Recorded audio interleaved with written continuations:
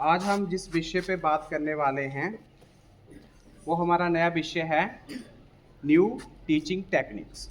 आप इसको किसी भी तरीके से कह सकते हो कि किस तरीके से हम जो सारे आपके टीचर हैं, और हम टीचर नहीं, मतलब मुझे लगता है कि आज के टाइम पे जितने भी सारे टीचर्स हैं जो बच्चों को पढ़ाते हैं, और जितने भी स्टूडेंट्स हैं जो पढ़ते हैं, और जितने भी पेरेंट्स हैं जिन्होंने अपने बच्चों के लिए बड़े बड़े सपने देख के रखे हैं, तो उन सभी को आज के टाइम पे मुझे लगता है सोचने की ज़रूरत है कि हम ऐसा क्या करें, किस तरीके से अपनी सोच को चेंज करें कि हम सही दिशा में पढ़ाई को या एजुकेशन को लेके जा सकें।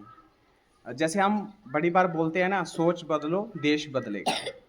यहाँ हमने देश बाद में बदलना है, पहले हम ऐसा कहेंगे कि सोच बदलो स्कूल बदलेगा, है ना। स्कूल बदलना है ना सबसे पहले, और स्कूल बदलेगा बच्चे बदलेंगे।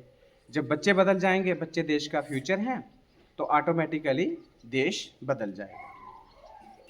सबसे पहले हम बात करते हैं पर्पस ऑफ एजुकेशन कि भाई हम मकसद क्या है, एजुकेशन क्यों ज़रूरी है, हमें इतने बड़े स्कूल, इतना सारा इंफ्रास्ट्रक्चर, इतना सारा गवर्नमेंट बजट, प्राइवेट बजट, और इतनी सारी इसके लिए हमें जो हार्ड वर्क करना पड़ता है। तो पर्पस क्या है एजुकेशन का, बेसिकली हम क्यों एजुकेशन को गेन करना चाहते हैं।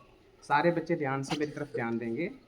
सबसे पहला आ गया डेवलप थिंकर्स। हम पढ़ाई करवाएं बच्चों को, और जो उस एजुकेशन से नए थिंकर जो हैं वो डेवलप हो सके। थिंकर्स का मतलब होता है जो सोच सके। आपने अंधविश्वास से बच्चों को, अगर वो एकदम से किसी भी बात के ऊपर विश्वास कर रहे हैं, वे उन्हें लग रहा है कि जो पीछे से सिखाया जा रहा है, जैसे मान के चले हम पहले के टाइम पे सती प्रथा है ना, और भ्रूण हत्या, बाल विवाह आदि जो चलता आ रहा था, तो अनपढ़ता के कारण कुछ लोग उसको कॉपी कर रहे थे। वो उसमें सही और गलत को नहीं पहचान पा रहे थे, क्योंकि उनमें थिंकिंग का जो प्रोसेस था वो बड़ा कम था। वो रूढ़िवादी विचारों को क्या करते आ रहे थे, फॉलो करते आ रहे थे।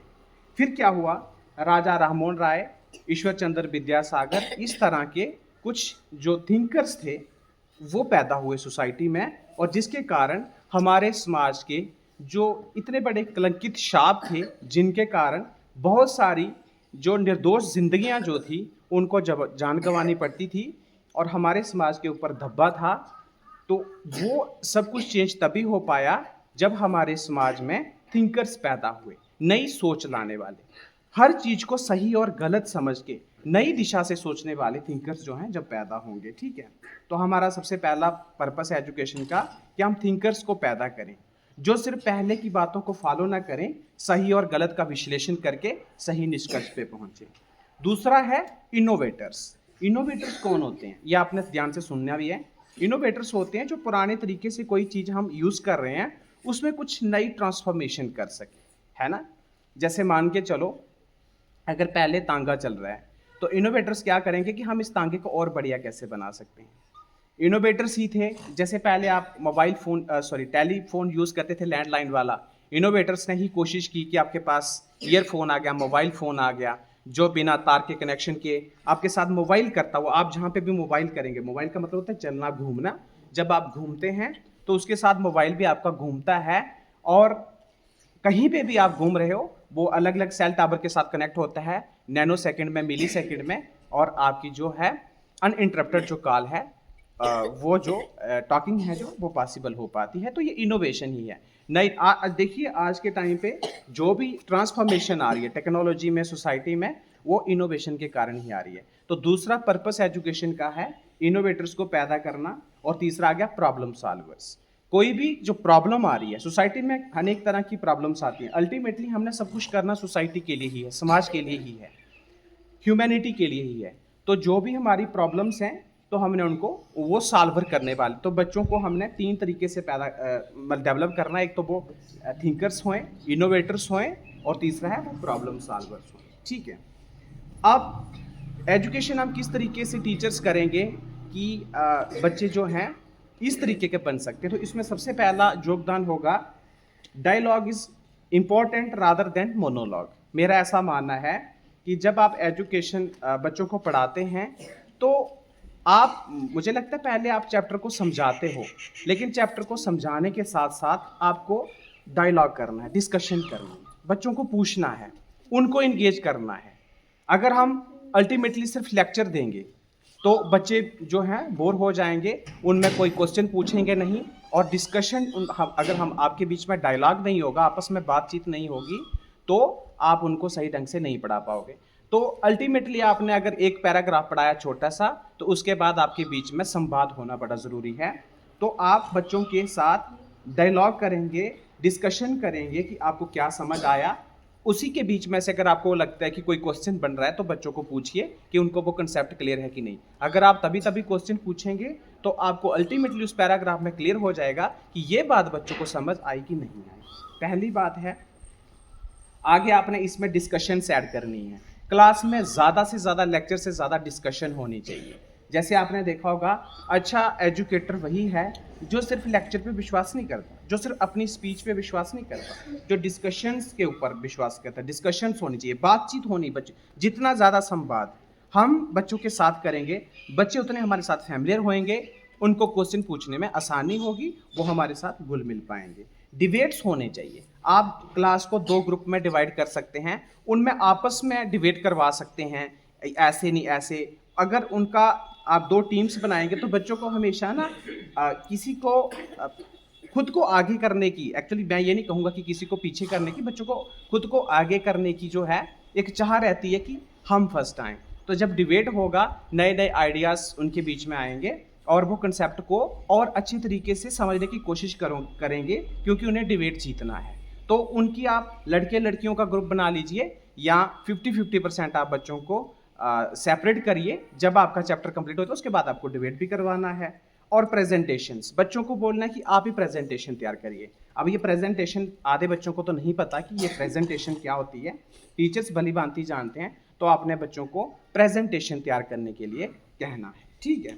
उसके बाद आप उनको असाइनमेंट्स के लिए कह सकते हो। असाइनमेंट सबसे अच्छा फार्मूला है बच्चों को सिखाने का। देखिए, आपने एक क्या किया, चैप्टर को पढ़ाया, आपने कोई भी एक टॉपिक को क्लियर किया, बच्चों को बड़े अच्छे तरीके से समझाया। अब आपने बच्चों को घर के लिए असाइनमेंट्स दे देनी है, कोई प्रोजेक्ट दे देना है, और जब बच्चों को वो प्रोजेक्ट तैयार करना पड़ेगा। देखिए, आज के टाइम पे बच्चों के पास AI भी है, बच्चों के पास अपनी थिंकिंग भी है, लेकिन जब वो ये सारी चीज़ें इस्तेमाल करेंगे, उनका कंसेप्ट आपके पढ़ाने से ज़्यादा क्लियर होगा। उसके बाद आगे अगला मैंने कहा था, ओपन बुक टेस्ट ले लीजिए आप, जिसमें क्वेश्चन आपकी तरफ से होंगे। जो पहले से क्वेश्चन बनाए हुए हैं वहाँ पे, वो मायने नहीं रखते। आप अपने से क्वेश्चन करिए और बच्चों को बुक दे दीजिए कि आपने with the help of your text book you have to answer, आपको आंसर करने हैं, ठीक है। तो ओपन बुक जो टेस्ट्स हैं आज के बाद हमारे स्कूल में अलाउ है। अगला जो है, सबसे बड़ी कमी जो हमारे इंडियन एजुकेशन सिस्टम में है, वो हमने ये पाई, 1 exam decide the yearly performance. हम एक एग्ज़ाम से ये समझ पाते हैं कि हमारे बच्चे ने ईयरली कैसा परफॉर्म किया है। अगर उसमें उसके मार्क्स अच्छे हैं तो समझ लो वो बच्चा अच्छा है, अगर उसमें उसके एग्ज़ाम नंबर बुरे हैं तो हम समझ लेते हैं उस बच्चे ने पढ़ाई नहीं की है। ये गलत सिस्टम है, समझ आई बात? क्योंकि मार्क्स लेना और एग्ज़ाम में पास होना, अच्छे नंबर लाना एक अलग बात है, और किसी कंसेप्ट को सीखना एक अलग बात है। तो आज के बाद इस तरीके से हम बच्चों को नहीं आंकेंगे कि उसने एग्ज़ाम में कैसा परफॉर्म किया है। और इसके साथ ही मैं आपको ये बात भी पहले ही क्लियर कर देता हूँ, आगे ये बात दोबारा से आएगी कि आज के बाद पढ़ाई एग्ज़ाम के लिए नहीं होगी। आज के बाद आपकी पढ़ाई ज़िंदगी जीने के लिए, प्रैक्टिकल लाइफ के लिए, आपकी ज़िंदगी में उसका क्या फ़ायदा होगा उसके लिए आपने पढ़ाई करनी है। एग्ज़ाम के लिए आज के बाद बिल्कुल आपकी प्रेपरेशन नहीं है। Exam is nothing, exam are nothing, इनके लिए कुछ भी नहीं, ठीक है। आपने रियल लाइफ में क्या सीखना है उसके लिए आपको ज़रूरत है। उसके बाद है understanding of student psychology is very important, ठीक है। सबसे पहले हमने ये बात, मैं सबसे पहले अपनी सबसे बड़ी मैंने ये कमी पाई कि हमने बच्चों की साइकोलॉजी को नहीं समझा। कोई बच्चा रिप्लाई नहीं कर पा रहा है तो ऐसा भी हो सकता है कि वो बच्चा ना डर के कारण नहीं रिप्लाई कर पा रहा है। ऐसा भी हो सकता है कि रात को उसके घर में ऐसा कोई इंसिडेंट हुआ हो जिसके कारण वो बच्चा प्रिपेयर ना कर पाया हो। ऐसा भी हो सकता है कि वो शादी फंक्शन में गया हो, ऐसा भी हो सकता है कि उसके साथ किसी बच्चे ने झगड़ा किया हो अभी अभी रिसेंटली। तो वो बच्चे की साइकोलॉजी को हमने समझना बड़ा इंपॉर्टेंट है। हो सकता है कि उसके वो कंसेप्ट क्लियर ना हो। जब तक हमें उसका रियल काज पता नहीं चलेगा, हम उस बच्चे को नहीं पढ़ा सकते। तो इसके लिए हमें उसकी साइकोलॉजी नहीं, उसकी मेंटली कंडीशंस को समझना हमारे लिए सबसे इंपॉर्टेंट है। तो सारे टीचर्स हैं, जो बच्चे भी आपको नालायक लगते हैं, जिनको लगता है कि ये अच्छा परफॉर्म नहीं कर पा रहे हैं, तो देखिए उनके पीछे बड़े सारे कारण हैं। पेरेंट्स की नेग्लिजेंस हो सकती है, और मैंने कहा और बहुत सारे फैक्टर्स हैं, आप सबको उनके ऊपर सोचने की ज़रूरत है। तो आज के बाद आप इसके भी ध्यान देंगे। इसके लिए सबसे इम्पॉर्टेंट है काउंसलिंग, जो है वो बड़ी इंपॉर्टेंट है। काउंसलिंग का मतलब होता है कि हमें एक ऐसा टीचर्स अपॉइंट करना है बच्चों के लिए जो बच्चों को काउंसलिंग कर सके, जो बच्चों की काउंसलिंग, यानी अगर बच्चों को कोई समस्या आ रही है, उसे कोई भी परेशानी आ रही है, बच्चा कोई दूसरा स्टूडेंट उसको परेशान कर रहा है, उसको कोई कंसेप्ट क्लियर नहीं हो रहा है, उसके घर में कोई समस्या है, उसे पेट में दर्द है, किसी भी तरह से बच्चे को कोई समस्या है, तो वो अपने काउंसलर के साथ जाके उसके ऊपर डिस्कशन कर सकते। ठीक है, तो इसके लिए मुझे लगता है हमारे पास 2 टीचर हैं। अल्टीमेटली हमारे पास सारे टीचर्स हैं। देखिए, ये ऐसा नहीं है कि अगर आप ये कहते हो कि हम कम हैं और हमने किसी में अगर टीचर को रिक्रूट करूंगा, अपॉइंट करूंगा, तो उसमें ज़्यादा टैलेंट है, मेरा ऐसा मानना नहीं है। लेकिन मैं ये देख रहा हूँ कि किस टीचर के साथ बच्चे जो हैं वो ज़्यादा इंटरेक्ट कर पा रहे हैं या खुल के उसके साथ वो डिस्कशन कर सकते हैं। तो इसके लिए मुझे लगता है शाली मैम और शिवाली मैम, मैं दोनों को बच्चों को जो भी समस्या होगी, आज के बाद आप दोनों का काम है कि आपने बच्चों की कोई भी समस्या है उसको अपने बिहाफ पे और अपने टैलेंट से आपने उसको संभालना है, और बाकी सारे हम असिस्ट करने के लिए हैं। लेकिन हमारा थोड़ा सा ना सोच और हमारा थोड़ा सा पर्सनैलिटी बेस, कहते हैं ना, हमारी अपीयरेंस ऐसी है, मे बी बच्चे हमसे बात करने में शर्माएं, झिझकें, या उनको लगता है कि हम उनकी बात को नहीं समझ सकते, या उनको ऐसा भी लग सकता है कि हम थोड़े कठोर स्वभाव के हैं। ठीक है, तो ऐसा मुझे लगता है। बाकी भी बच्चे किसी भी टीचर से हेल्प ले सकते हैं, हम सब हैं ही, लेकिन इसके लिए मैं स्पेशली 2 टीचर्स को बोलता हूँ। आज के बाद ये आपकी जिम्मेदारी है, लेकिन आज मैंने कह दिया तो कह दिया, दोबारा मुझे कहने की ज़रूरत ना पड़े। उसके बाद student must free from stress, anxiety, depression and tension. Counselling का जो काम होगा टीचर्स का, उसको जो स्टूडेंट है उसको स्ट्रेस समझते हो ना, दबाव जो उसके ऊपर है, एंजाइटी है, डिप्रेशन है, टेंशन है, उसको कोई भी, इन सारी चीज़ों से उसको बाहर निकालना। क्योंकि अगर जब तक बच्चे का माइंड ठीक नहीं होगा, तब तक वो पढ़ाई कर ही नहीं सकता।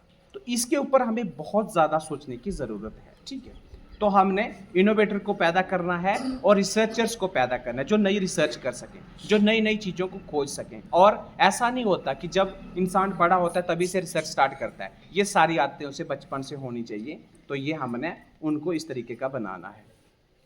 अच्छा, इंडिया का सबसे बड़ी कमी क्या है? इंडिया में और दो कंट्रीज को मैं कंपेयर करता हूँ। यूनाइटेड स्टेट्स ऑफ अमेरिका, सारे बच्चों ने उसका नाम सुना होगा। यूनाइटेड स्टेट्स ऑफ अमेरिका इस टाइम पे वर्ल्ड की सुपर पावर कंट्री है, इकोनॉमिकली और पॉलिटिकली उसके पास बहुत ज़्यादा पावर आ चुकी है। क्यों पावर आई? क्योंकि उसने एजुकेशन सिस्टम पे काम किया। देखिए, नया थिंकर, रिसर्चर, इनोवेटर अमेरिका में ही फ्लरिश करता है। ऐसा क्या है वहाँ पे? क्योंकि वहाँ पे ऐसा इन्वायरमेंट बनाया गया है। और मैं दोनों ही अपनी कंट्रीज को और यूएस को मैं कंपैरिजन ज़रूर करूँगा। मुझे ये कहते हुए बड़ा दुख होगा, लेकिन हम एजुकेशन के मामले में बहुत पीछे जा रहे हैं। India trains the memory, the US trains the mind. ये सबसे बड़ी बात याद रखना मेरी। हम मेमोरी को ट्रेन करते हैं बच्चों की, और मेमोरी सिर्फ किसी चीज़ को स्टोर करने के लिए, लॉन्ग टाइम के लिए स्टोर करने के काम आती है मेमोरी से। और जो यूनाइटेड स्टेट्स है, अमेरिका है, वो माइंड को ट्रेन करता है। और आपको पता है, जितने भी सारे थॉट्स, जितनी नई सारी इनोवेशंस, जितने भी सारी नई सोच, अगर इंसान ने कुछ भी तरक्की की है तो वो माइंड के बिना पॉसिबल नहीं है।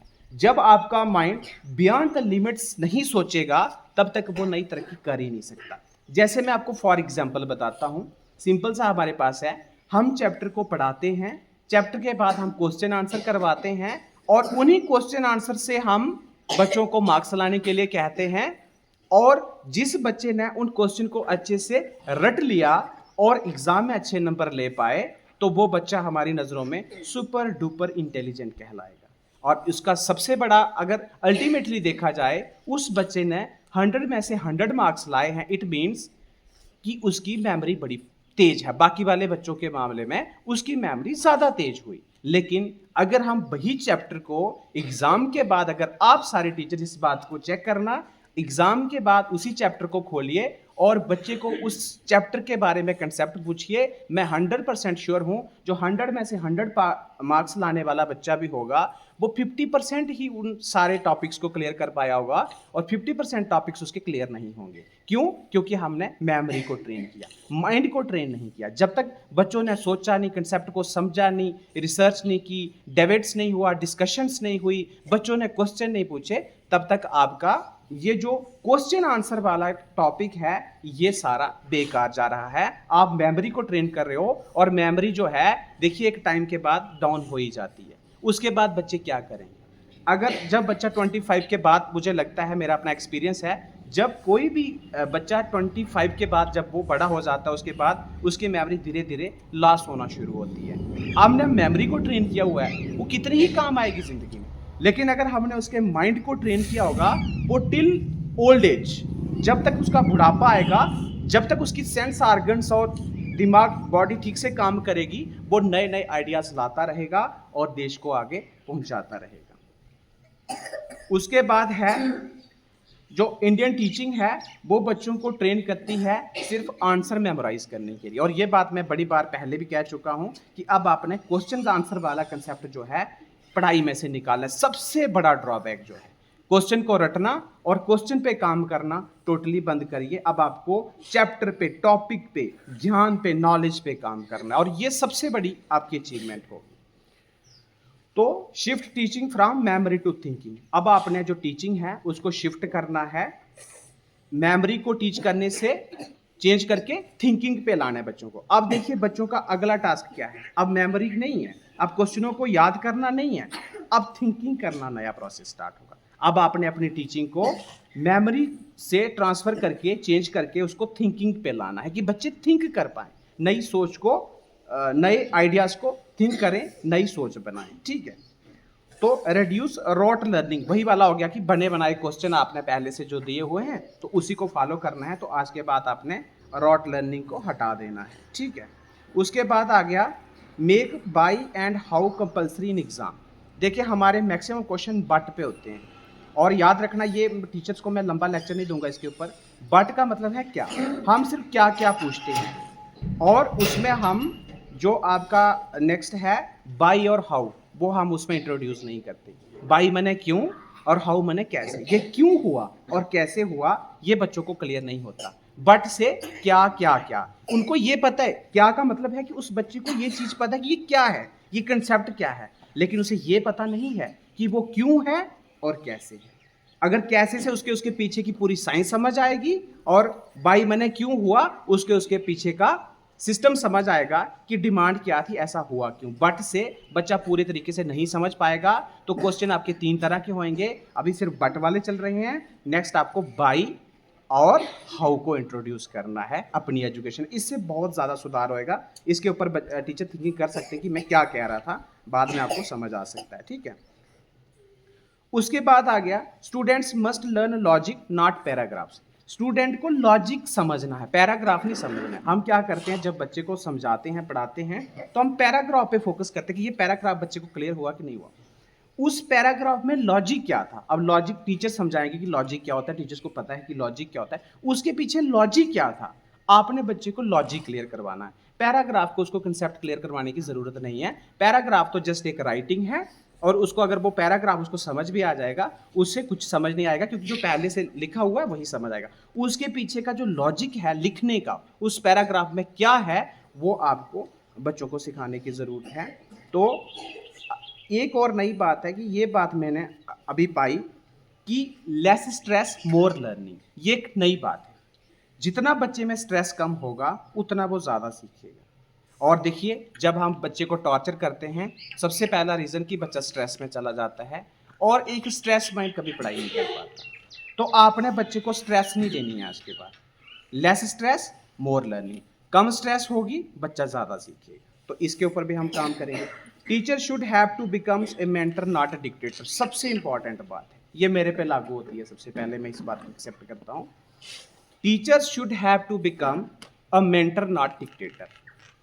हम बच्चों के मेंटर हैं, मेंटल नहीं। आप बच्चे सोच रहे होंगे मेंटल, मेंटल वाला वर्ड नहीं यूज कर लेना हमारे लिए। मेंटर होता है जो हम आपको सिखा सके, आपको हम आपके गाइड हैं, हम आपको हर बात को क्लियर करवाएंगे।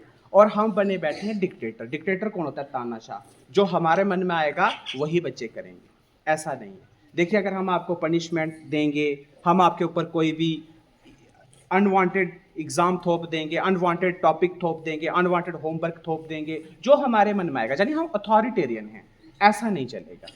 तो हमें मेंटर बनना है आज के बाद, डिक्टेटर नहीं बनना है। मेंटर जो उनकी हेल्प कर सके। अल्टीमेटली सोचिए, अगर किसी पेरेंट्स ने हमारे स्कूल में सच में बच्चों को भेजा हुआ है, उनको इसलिए भेजा हुआ ताकि वो उनके साथ जो डिस्कशन नहीं कर पाए, जो पेरेंट्स से नहीं सीख सकते, वो अपने टीचर से सीखेंगे। और अल्टीमेटली जहाँ पे आके बच्चे जो हैं वो डबल डिप्रेशन में जा रहे हैं, क्योंकि हम डिक्टेटर बने बैठे हैं। वो स्कूल में आने से खफा हो चुके हैं कि अब स्कूल में आ गए हैं, अब हमारे साथ बुरा होगा। तो बताइए उनकी हेल्प कौन करेगा? सबसे पहले मैं इस बात को मैं एक्सेप्ट करता हूं कि अगर हम उनके ऊपर डिक्टेटरशिप चलाएंगे, उनके मेंटर नहीं बनेंगे, हम ही उनको स्ट्रेस का कारण, अगर टीचर ही उनकी स्ट्रेस का कारण बनेंगे, तो बच्चों को समझेगा कौन? पेरेंट्स के पास टाइम नहीं है। अल्टीमेटली ज्यादा टाइम हमारे पास है डे को, रात को जाके बच्चे सो जाते हैं। पूरा ईयर में मैक्सिमम हमारे पास बच्चे रहेंगे, हम ही डिक्टेटर बन जाएंगे, तो बच्चे अच्छे से ग्रो नहीं कर पाएंगे और जो उन्होंने सीखना है उसको नहीं सीख पाएंगे। तो सबसे पहले अब ये डिक्टेटरशिप हमने कैसे हटानी है, सारे टीचर बड़े अच्छे तरीके से जानते हैं। पढ़ाई के मामले में भी कह रहा हूँ, अगर डिसिप्लिन कोई अनडिसिप्लिन क्रिएट करता है बच्चा, उसके पास हमारे और बहुत सारे सॉल्यूशंस हैं, लेकिन अल्टीमेटली जो हमने पढ़ाई के मामले हैं, अपनी डिक्टेटरशिप, अथॉरिटेरियन जो हमारी जो सोच है, उसको हटाने की जरूरत है। अच्छा, exam should ask unpredictable real life questions. ये नया कंसेप्ट है, ये सारे टीचर आज के बाद ध्यान रखेंगे। जो एग्जाम जो होगा वो अनप्रेडिक्टेबल क्वेश्चन पूछेगा।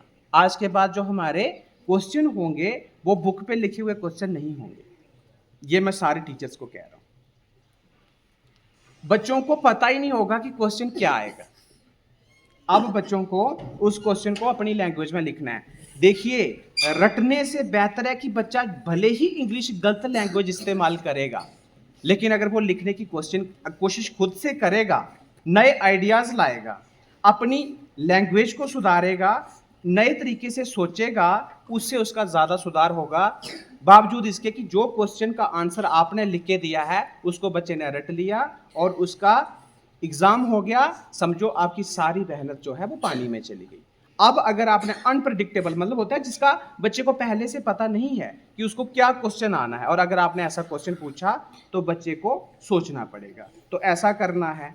Marks don't measure intelligence, question 2। अब देखिए, ये बात बच्चों पे लागू होगी। अगली बात जो है ये बच्चों के ऊपर लागू होगी, सारे बच्चे ध्यान से सुनेंगे। देखिए, आपके नंबर जो हैं उससे हम आपकी इंटेलिजेंस को नहीं माप सकते। मेरी तरफ ध्यान देना बच्चों। हम आपको इस नंबरों से नहीं जान सकते कि बच्चा कितना इंटेलिजेंट है। वो कितने क्वेश्चन हमें पूछता है, इस बात से पता चलता है। बेटा, क्वेश्चन पूछने के लिए उसको दिमाग चाहिए।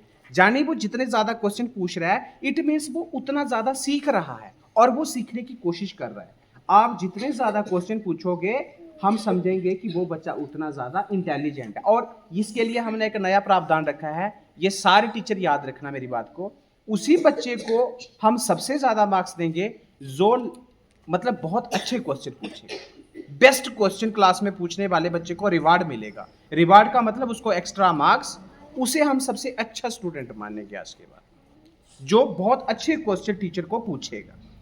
टीचर पढ़ा रहा है, उसकी लाइन कंप्लीट, पैराग्राफ कंप्लीट हुआ, तो आप एनी हाउ क्वेश्चन पूछ सकते हो। बस जब तक वो अपनी लाइन क्लियर कर रहा है, कंसेप्ट समझा रहा है, तब तक आपने उसको प्लीज टोकना नहीं। जितने अच्छे, अब आपने जितने अच्छे मार्क्स लाने हैं वो नहीं, अब आपने जितने अच्छे क्वेश्चन पूछने हैं, आपको आज के बाद सच में उसके नंबर मिलेंगे। और सारे टीचर्स ध्यान रखेंगे, जितने ज्यादा बच्चे क्वेश्चन पूछ रहे हैं और ऐसा नहीं कि सिर्फ क्वेश्चन पूछ रहे हैं मजे के लिए, नहीं, समझने के लिए आपको लगना चाहिए कि जो बच्चा क्वेश्चन पूछ रहा है वो वैलिड है, ठीक है।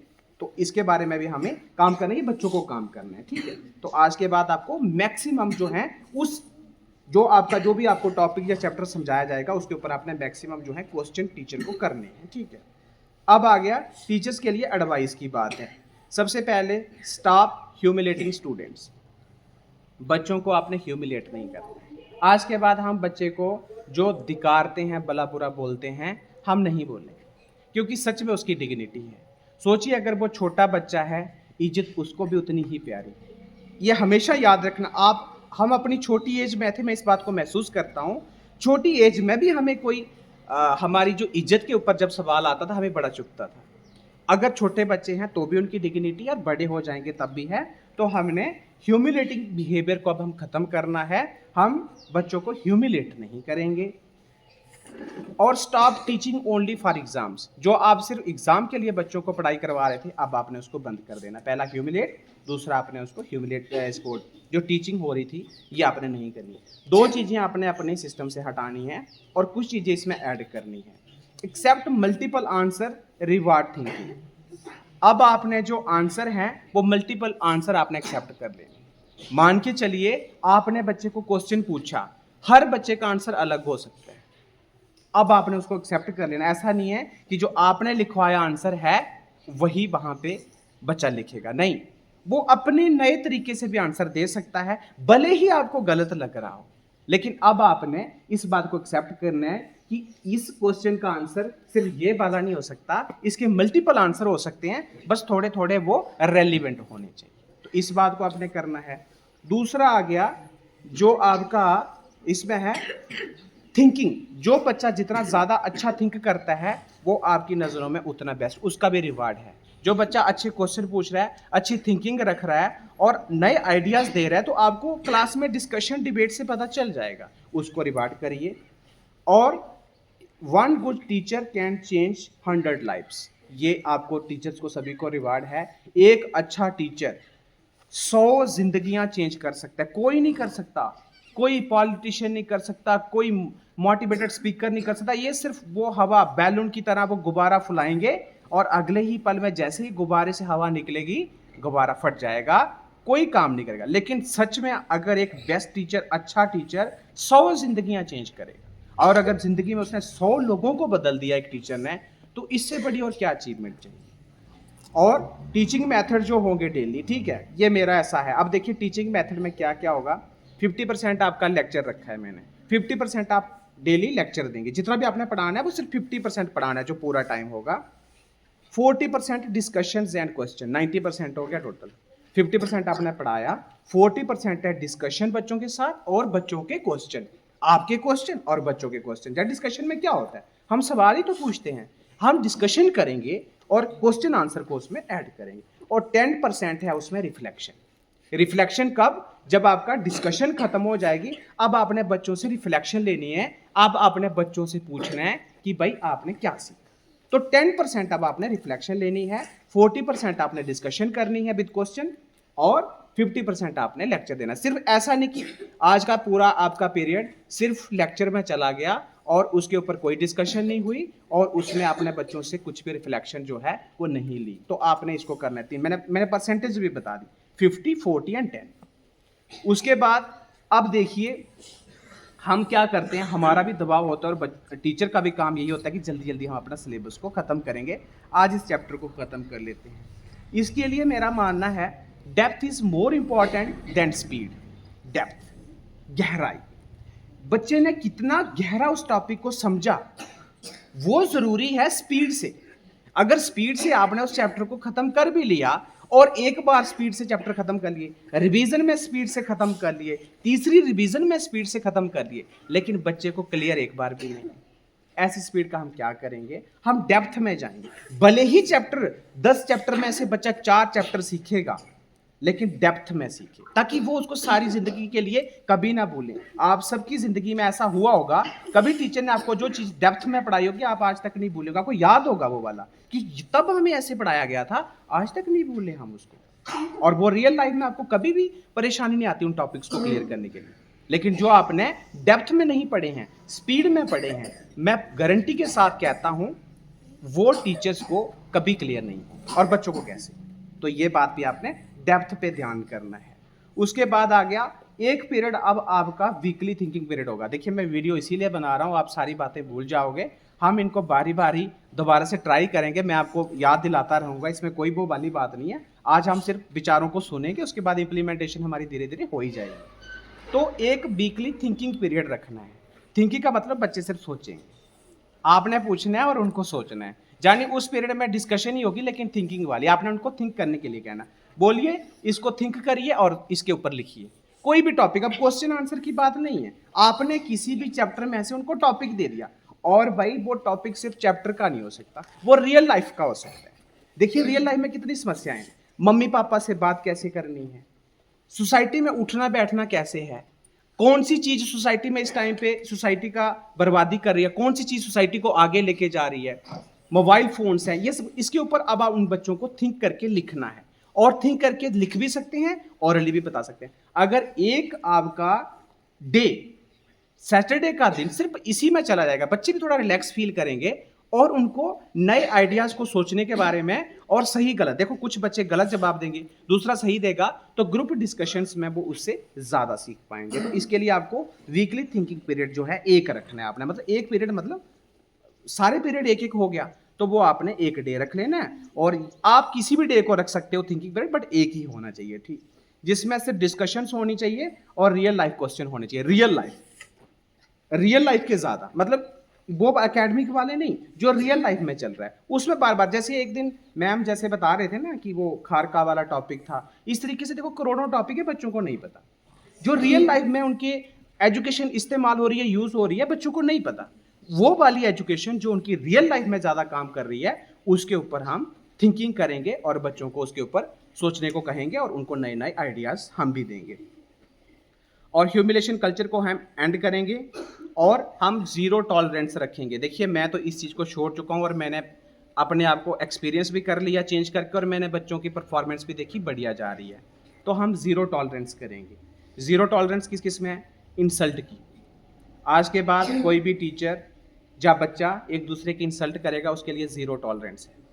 कंपैरिजन नहीं करेंगे बच्चों का हम, कौन सा बच्चा अच्छा है और वो कितना अच्छा पढ़ता है, तू क्यों नहीं पढ़ता, वो कंपैरिजन नहीं है। वो क्यों नहीं पढ़ता उसके ऊपर हमें सोचने की जरूरत है, लेकिन उससे अच्छा वो क्यों पढ़ रहा है हम नहीं करेंगे।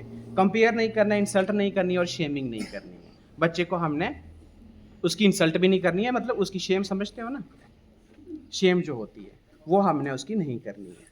और एक्सप्लेन करना है बाय, ठीक है, marks are cheaper than intelligence. देखिए हमेशा याद रखना, नंबर हमेशा चीप हैं, घटिया हैं मेरी नज़रों में इंटेलिजेंस से। जो आपकी बुद्धिमत्ता है ना, उसके मुकाबले में मार्क्स हैं ही कुछ नहीं। तो इंटेलिजेंस पे काम करिए, मार्क्स पे काम आज के बाद आपने नहीं करना है। और जितना ज़्यादा अच्छा क्वेश्चन पूछेगा तो उसका रिवार्ड आपने करना, ये मैंने फिर से लिखा हुआ है। Good question are important, good question, अच्छे क्वेश्चन पूछना ज़रूरी है। उसके बाद अच्छा हाँ, ये मैंने लिखा है, good question are important than correct answers. ये एक नई चीज़ सोचने वाली है, हम सारे टीचर्स को सोचना है। गुड क्वेश्चन, अच्छे क्वेश्चन अच्छे आंसर से ज़्यादा अच्छे हैं भाई, ज़रूरी हैं। देखिए बच्चा अच्छा क्वेश्चन पूछ रहा है, उसके बावजूद उसका वो आंसर बड़ा इंपॉर्टेंट है। अगर बच्चा अच्छा आंसर लिख रहा है, ये बात आप समझे कि नहीं समझे? अगर कोई भी बच्चा एक आपको बड़ा अच्छा आंसर लिख के दे रहा है, उससे ज़्यादा ज़रूरी है कि बच्चा आपको एक अच्छा क्वेश्चन पूछे। अगर वो अच्छा क्वेश्चन पूछेगा तो मैं समझता हूँ कि जो अच्छे आंसर से अच्छा क्वेश्चन जो है उसकी लाइफ में ज़्यादा चेंजिंग ले पाएगा। आप थक तो नहीं गए बच्चा? थोड़ा थोड़ा सा और रह गया है, आप उठ सकते हो बेटा अगर उठना चाहते हो तो, ठीक है। उसके बाद आ गया पेरेंट्स को क्या क्या करना है, हम वो भी इसमें ऐड कर देंगे। उठ जाइए। पेरेंट्स को क्या करना है इसमें? पेरेंट्स को क्या करना है कि टीचर की रिस्पेक्ट करनी है। जो भी पेरेंट्स हैं, आज के बाद कोई भी पेरेंट्स टीचर की डिसरिस्पेक्ट नहीं कर सकता। किसी भी पेरेंट्स ने टीचर के बारे में कुछ भी कहा, उसको बिल्कुल माफ़ नहीं किया जाएगा। कोई इंसल्ट नहीं होगी और उसको कोई थ्रेट या प्रेशर नहीं किया जाएगा। कोई भी पेरेंट्स आज के बाद ना ही टीचर की डिसरिस्पेक्ट कर सकता है, ना इंसल्ट कर सकता है, ना ही उसको थ्रेट या प्रेशर कर सकता है। और किसी भी पेरेंट्स ने ऐसा किया उसके खिलाफ सख्त एक्शन लिया जाएगा, क्योंकि उससे हमारे जो टीचर्स हैं वो डिमोटिवेट होते हैं। और मैं कभी भी नहीं चाहता कि एक बार किसी ने बोला तो दूसरा बोलेगा, तीसरा बोलेगा, हम इस कल्चर को भी खत्म करें। Focus on learning not rank. अब मैं जल्दी जल्दी बोलूँगा, टॉपिक लंबा हो गया। हमने लर्निंग के ऊपर फोकस करना है, रैंक के ऊपर नहीं। अब बच्चों की रैंक काम नहीं करेगी, लर्निंग काम करेगी, ठीक है। उसके बाद पेरेंट्स टीचर मीटिंग जो है वो बड़ी कंपलसरी है, सभी पेरेंट्स को अटेंड करना, और ओपननेस के साथ, एंगरनेस के साथ नहीं। जब भी हमारी पेरेंट्स मीटिंग होती है तो क्या होता है कि जो पेरेंट्स होते हैं वो गुस्सा होते हैं, और उसके बाद बहुत सारे और तरह के उनके क्वेश्चन होते हैं, लेकिन उनको जो मीटिंग अटेंड करनी है ओपननेस के साथ करनी, कि हर बात को हम एक्सेप्ट करें विदाउट एंगर। अच्छा, accept that every child is different. अब क्या होता है कि जब हम उस पेरेंट्स को बताते हैं कि आपके बच्चे में ये कमी है, तो वो बहुत ज़्यादा गुस्सा हो जाता है। वो ये नहीं समझ पाता कि हर एक बच्चा दूसरे बच्चे से अलग है, क्योंकि अगर हम ये सोचें कि हमारा बच्चा उसके जैसा क्यों नहीं पढ़ पा रहा, तो ये हमारी बेवकूफ़ी है। इस बात को पेरेंट्स को भी समझना पड़ेगा कि जो हर एक बच्चा है वो डिफरेंट है। हर एक जो बच्चा है उसके सीखने का जो उसकी एबिलिटी है वो अलग अलग है। उसके बाद sports, school discipline at home. और सबसे बड़ी बात है कि पेरेंट्स को जो स्कूल का डिसिप्लिन है वो घर में भी बच्चों से फॉलो करवाना है। अब मुझे लगता है कि पेरेंट्स समझ ही जाएंगे वो क्या क्या डिसिप्लिन हो सकता है। ऐसा नहीं है कि यूनिफॉर्म पहनने के वगैरह वगैरह, ऐसा कुछ नहीं, लेकिन कुछ डिसिप्लिन ऐसे हैं जो घर में भी बच्चों को फॉलो करने हैं। अगर स्कूल का डिसिप्लिन घर में फॉलो नहीं करेंगे तो वो घर में पढ़ाई नहीं कर सकते। उसके बाद कंपेयर नहीं करना है बच्चों को, और कैरियर पे फोर्स नहीं करना है पेरेंट्स को कि मतलब यही वाला तुझे काम करना है, यही तुझे बनना है, ऐसा नहीं होगा। और टीचर्स को ब्लेम नहीं करना है जो हर एक फेलियर चल रहा है। अगर उनकी लाइफ में बच्चा फेल हो रहा है तो इसका अल्टीमेटली ये मतलब नहीं है कि उसके दोषी सिर्फ टीचर ही हैं, तो उनको ही ब्लेम नहीं करना है, ठीक है। और कोई भी पॉलिटिकल या सोशल प्रेशर जो है आज के बाद टीचर्स के ऊपर अप्लाई नहीं होगा। और टीचर्स का कोड ऑफ कंडक्ट क्या है, टीचर्स को क्या क्या करना है। Respect every child dignity. आपने हर एक बच्चे की डिग्निटी का ध्यान रखना है। आज के बाद अनकरेज क्वेश्चन। आपने बच्चों को इनकरेज करना है कि वो ज़्यादा से ज़्यादा क्वेश्चन कर सकें, ठीक है, और चाहे वो डिफिकल्ट क्वेश्चन क्यों ना हो, ठीक है। Explain by not only but. आज के बाद आपने बाय भी एक्सप्लेन करना है, सिर्फ बट नहीं, ठीक है। ह्यूमिलेशन को अवॉइड करना है, सार्काज्म अवॉइड करना है, बच्चों का फियर जो है उस तरीके का एनवायरनमेंट को आपने अवॉइड करना है। Communicate honestly with parents. और पेरेंट्स के साथ ईमानदारी से वही सच बताना है जो सच में उनका बच्चा परफॉर्म कर रहा है। हमें झूठ बोलने की ज़रूरत नहीं है, क्योंकि ऐसे एजुकेशन का फ़ायदा ही क्या जिसमें हम पेरेंट्स को अंधेरे में रखें, धोखे में रखें। तो जो सच होगा बड़े हम क्या कहते हैं, ऑनेस्टली, ईमानदारी से और बड़े अच्छे तरीके से हम उनको ये बात समझा सकते हैं कि यही सच्चाई है, ठीक है। और टीचर्स को क्या क्या नहीं करना है, बीट नहीं करना है, यानी वीट वाला प्रोसेस जो है, स्टिक के साथ किसी बच्चे को नहीं मारना है, इंसल्ट नहीं करनी है, शेम नहीं करनी है, बच्चों को फेवर करना है, ठीक है। और एक आपने उनको जो है नहीं करना है कि सिर्फ बच्चों को एग्ज़ाम के लिए तैयार करना है। आज के बाद आपको बच्चे एग्ज़ाम के लिए तैयार नहीं करने हैं, ये रियल लाइफ के लिए तैयार करने हैं। एग्ज़ाम तो उनका एक पार्ट है, अब आपने रियल लाइफ के लिए तैयार करने हैं, ठीक है।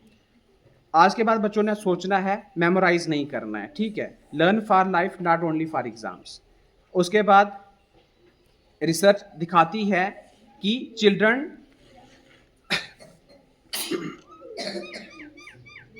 हाँ, एक और बात जो रिसर्च में पता चली है, ये सारे हमें टीचर्स को समझना है कि जो बच्चे हैं वो सबसे ज़्यादा बेटर सीखते हैं उनकी अपनी लैंग्वेज में। आज के बाद हम उनको जब पढ़ाएंगे, अगर वो नहीं समझ पा रहे हैं तो हम उनको अपनी लैंग्वेज में ज़्यादा से ज़्यादा सिखाने की कोशिश करेंगे। इसका ये मतलब नहीं है कि वो लैंग्वेज में बोल लेंगे, ऐसा कुछ नहीं है। आप जैसे आपके पेरेंट्स चाहते हैं बच्चे वही लैंग्वेज बोल लेंगे, लेकिन अगर हमें लग रहा है कि उस वाली लैंग्वेज में उसको नहीं समझ आया है, जैसे हम क्या करते हैं, मैं आपको छोटी सी एग्जाम्पल बताता हूँ। जब आप पढ़ाते हो ना, आप मैक्सिमम इंग्लिश वर्ड्स यूज़ कर रहे होते हो, हिंदी में भी। अब बच्चों को समझ नहीं आ रहा है वो हिंदी वाला। अगर आपको हिंदी में उसको बोलना नहीं आता तो डोगरी में पक्का पता होगा, तो आप उसको उसकी मदर टंग में उसका मीनिंग बता दीजिए, समझा दीजिए, बेटर समझ पाएगा। तो ये रिसर्च ने दिखाया है कि जो जो भी आज तक अपनी मदर टंग में पढ़ा उसने ज़िंदगी में बहुत तरक्की की, बच्चे ने, स्टूडेंट ने। वो दूसरी लैंग्वेज में वो जो है अच्छा नहीं सीख सकता, ठीक है। अच्छा, जैसे हम एग्जाम्पल करें, जैसे हमने बाई और बट की एग्जाम्पल ली थी कि बाई और बट में क्या फ़र्क है। जैसे हम एग्जाम्पल लेते हैं, अगर हम बच्चे को ये पूछे बट इज ग्रेविटी, तो बच्चा आपको बता देगा ग्रेविटी क्या है, आसान है। लेकिन अगर हम उसकी जगह ये पूछें why does a thrown ball always came down but smoke goes up, अगर हम उसको ये पूछें कि क्यों भाई हर बार एक जो बाल है हम उसको फेंकते हैं वो हमेशा नीचे क्यों आती है और धुआं ऊपर क्यों जाता है, अब बच्चे को सोचना पड़ेगा। आप समझ रहे हो बात? बट से बच्चा कुछ नहीं करेगा, बट से उसे कुछ समझ नहीं आएगा। लेकिन जब हमने उसको बाई पूछा कि क्यों एक बाल हमेशा ऊपर नहीं जाती नीचे आती और हमेशा धुआं ऊपर क्यों जाता है, अब बच्चे को सोचना पड़ेगा। और आप सोचेगा, अगर आप उसको कंसेप्ट क्लियर करवाओगे, सोचने के बाद वो कंसेप्ट को नहीं भूलेगा। अगर सिर्फ बट वाला क्वेश्चन चलेगा तो वो बच्चा उस कंसेप्ट को कभी भी क्लियर नहीं कर पाएगा। इसीलिए बट एंड हाउ इंपॉर्टेंट है और इसकी एग्जाम्पल मैंने आपको बता दी, ठीक है। उसके बाद अगला जो है एक तो आ गया कि भाई देखिए, एक तो जब स्ट्रेस फ्री बच्चा होता है वो ज़्यादा सीखता है, और इसी के साथ यही बात भी सच है, student learn best when they feel safe. Student सबसे अच्छा तभी सीखते हैं जब वो अपने आप को सेफ फील करते हैं। जब बच्चे को लग रहा हो कि इस स्कूल में जाके मैं सेफ नहीं हूँ, सेफ समझ रहे हो ना, जैसे हमारा डर का माहौल है, जब बच्चे को लग रहा है कि आज मेरे साथ कुछ बुरा हो सकता है, जब वो अपने आप को सेफ फील नहीं कर पा रहा है, तो उसका आधा ब्रेन अपने आप को सेफ करने में लग जाएगा और वो नहीं सीख पाएगा। इसलिए मैंने कहा है student learn best when they feel safe. जब बच्चा सेफ फील करेगा तो तब वो बहुत अच्छा सीखेगा। अब सारे बच्चे बैठ जाएं, थोड़ा टाइम और, ठीक है। उसके बाद आ गया, ये वाला हो गया। उसके बाद हम बात करते हैं, अच्छा, अब अच्छे स्टूडेंट कौन कौन होंगे? जिनमें सीखने की क्यूरियोसिटी होगी, करेज टू क्वेश्चन होगा, मतलब क्वेश्चन पूछने की हिम्मत होगी, और उसके बाद क्या होगा, अथॉरिटी को क्वेश्चन पूछने की होगी, लॉन्ग टर्म विजन होगा, लंबा सोचता होगा, लॉन्ग टर्म विजन होगा कि मैं जिंदगी में ये करूंगा, लंबी सोच है उसकी। टॉलरेंस फॉर फेलियर, जिसको फेल होने में हिम्मत हो, उसको सहने की। फेलियर, देखिए आप फेल हो जाते हो, बड़ी बार आप काम करते हो, आप फेल हो जाते हो, तो उसमें हिम्मत होनी चाहिए कि वो उसको टॉलरेट कर पाए, सह पाए उसको। और एबिलिटी टू लर्न फास्ट, ये कुछ अच्छी आदतें हैं एक अच्छे इनोवेटर, एक अच्छे रिसर्चर की। तो वो एबिलिटी है कि वो किसी चीज को जल्दी सीख पाए, ठीक है, ठीक है।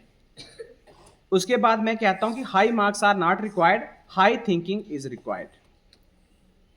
जो अच्छे मार्क्स हैं वो नहीं चाहिए, हाई थिंकिंग चाहिए, बड़ी सोच, बड़े मार्क्स नहीं चाहिए, बड़ी सोच चाहिए, ठीक है। तो ये करना है। अच्छा, अब लास्ट, अब ये खत्म हो गया। लास्ट वाला है कि क्यों इंडिया में बहुत कम इनोवेटर पैदा हो रहे हैं, क्यों वर्ल्ड में, बाकी जगह सारी जगह पे दुनिया डोमिनेट कर रही है, साइंटिस्ट, इनोवेटर, रिसर्चर, मैं कहता हूँ सोशल रिफॉर्मर, पॉलिटिकल लीडर, और नए नए आइडियाज में, दुनिया में लाखों अरबों ट्रिलियन कमाने वाले, हर दुनिया में अपना सिक्का जमाने वाले सिर्फ फॉरेन में क्यों पैदा हो रहे हैं, इंडिया में क्यों नहीं हो रहे हैं? सबसे पहले इसका सबसे बड़ा कारण है एजुकेशन किल्स क्यूरियोसिटी अर्ली।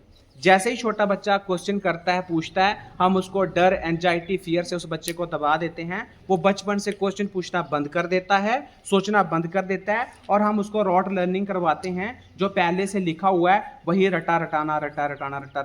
तो इस कारण से सबसे बड़ा कारण है कि इंडिया में कोई भी इनोवेटर या कोई भी बहुत कम मात्रा में पैदा होते हैं, ठीक है। और फियर बेस्ड लर्निंग है उनकी, डर वाली लर्निंग की, भाई डरा के उनको पढ़ाना है, डरा के पढ़ाना है। उस तरीके से बच्चा अपनी थिंकिंग कैसे कर पाएगा? उसके बाद एग्जाम ओरिएंटेड सिस्टम है कि एग्जाम, सारा कुछ एग्जाम के ऊपर डिपेंड रखा हुआ है। एग्जाम पास बच्चा टैलेंटेड है, एग्जाम फेल बच्चा टैलेंटेड नहीं है। रियल लाइफ में उसको क्या आता है क्या नहीं आता है हमें पता ही नहीं है। इन तीनों चीजों को हमें हटाना पड़ेगा। जो उनकी क्यूरियोसिटी है उसको बढ़ाना पड़ेगा, फियर खत्म करने पड़ेगा, और जो एग्जाम ओरिएंटेड सिस्टम है इसको खत्म करना पड़ेगा। सिर्फ एग्जाम से बात नहीं चलेगी। अब एग्जाम, मैंने कहा, वो एक पार्ट है। रियल लाइफ में हमें इंटेलिजेंस पे काम करना है, थिंकिंग पे काम करना है, ठीक है। उसके बाद कैरियर प्रेशर है उनके ऊपर। भाई बहुत सारे हमारे ऐसे पेरेंट्स हैं, हमारे यहाँ तो नहीं होंगे, ये तो बेचारे इनके ऊपर क्या प्रेशर कम ही डालते होंगे, तुझे साइंटिस्ट ही बनना है, तुझे डॉक्टर ही बनना है, तुझे इंजीनियर ही बनना है, तुझे ये बनना है, तुझे वो बनना है, यानी उसकी अपनी चॉइस उसको नहीं देते। हमेशा याद रखना वही बच्चा सक्सेसफुल हो पाता है जिसको लगता है कि मैं ये काम बढ़िया कर सकता हूँ, और वही काम उसको करने दिया जाता है। ठीक है, उसके बाद आ गया रिसर्च नहीं है, फाइंडिंग नहीं है, सोशल हायरार्की है, अथॉरिटी कल्चर है। अथॉरिटी कल्चर का मतलब ये हो गया कि टीचर ही बड़े हैं और बच्चे कुछ भी नहीं, यानी हम अथॉरिटी हैं और ये बच्चे हमारे आगे हैं, हम बड़े हैं, हम जैसा बोलेंगे वो सही होगा। तो इस तरीके का जो अथॉरिटी कल्चर है, बच्चों के साथ हमारी फैमिलियरिटी बड़ी कम है, उसके कारण बच्चे कम सीख रहे हैं। और उसके बाद इनका जो है जो ब्रेन है वो ड्रेन हो रहा है, इसी कारण से मैक्सिमम बातों के लिए इनका ब्रेन जो है वो ड्रेन होता जाता है। ठीक है, तो उसके बाद इसका सबसे बड़ा कारण यह है कि जो अच्छे अच्छे स्टूडेंट है वो अल्टीमेटली, याद रखना, इंडिया को छोड़ देते हैं। याद रखना, जो भी कोई एक आधा अच्छा स्टूडेंट हमारे इंडिया में पैदा होता है वो इंडिया छोड़ देता है और फॉरेन सेटल होता है, क्योंकि उसे वो वहाँ पे इन्वायरमेंट मिलता है जहाँ वो अपने आप को फ्लरिश कर पाए। इंडिया में उसको कोई भी सपोर्ट नहीं करता, ये बात याद रखना। तो मुझे लगता है कि बहुत सारे आइडियाज़ जो होंगे आपको भूल के होंगे, लेकिन अब आपको लगा कि बहुत सारी चीज़ें ऐसी हैं जिसको हमें चेंज करनी है। चेंज में सबसे पहला ये आ गया कि हमें बच्चों का फ्रेंड बनने की ज़रूरत है, हमें पनिशमेंट वाला डर का माहौल को ख़त्म करना है, बच्चों को स्ट्रेस फ्री करना है, क्वेश्चन पूछने की क्यूरियोसिटी जगानी है, और क्वेश्चन आंसर पे जो पहले क्वेश्चन आंसर है उनको हटाना है और उनको थिंकिंग करने पे डालना है, और आपको अनप्रडिक्टेबल क्वेश्चन करने हैं और उसके बेस पे आपने उनका एग्ज़ाम लेना है। तो मुझे लगता है इतना सा हम बारी बारी करेंगे सारे, तो मुझे लगता है बच्चे अच्छा पढ़ पाएंगे। Thank you.